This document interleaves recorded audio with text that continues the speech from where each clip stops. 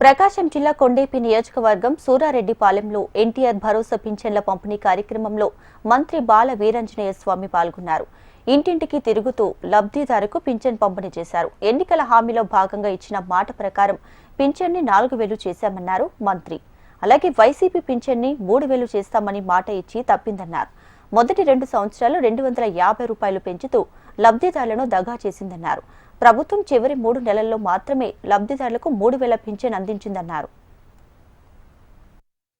తెలుగుదేశం, జనసేన, బీజేపీల కలయికతో ఉన్న ఎన్డీఏ ప్రభుత్వం ఒక మనసున్న ముఖ్యమంత్రి, ఒక సామాజిక బాధ్యత కలిగిన ముఖ్యమంత్రి, సేవా గుణం కలిగిన ముఖ్యమంత్రి, అదేవిధంగా సామాజిక సేవలో ఉంటున్నటువంటి ఉప ముఖ్యమంత్రి ఉన్నటువంటి ప్రభుత్వాన్ని మనం చూస్తా ఉన్నాం.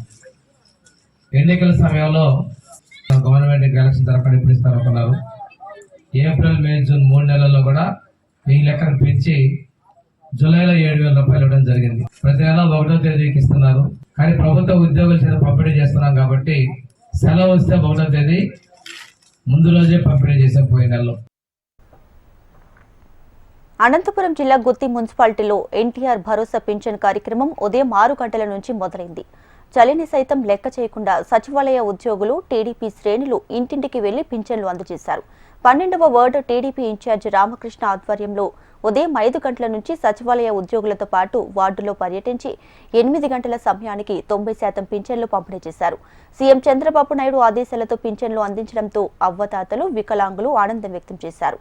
చంద్రబాబు నాయుడు మరోసారి సీఎం కావాలని అవ్వతాతలు ఆశీర్వదిస్తున్నారని టీడీపీ ఇన్ఛార్జ్ స్పష్టం చేశారు.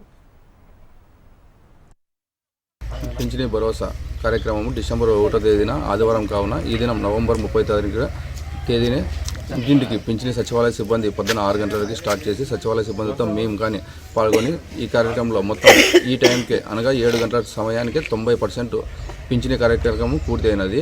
ఇందుకు గాను ప్రతి అవ్వ, తాత, వితంతు పింఛనీ అందరూ చాలా సంతోషం వ్యక్తం చేస్తున్నారు.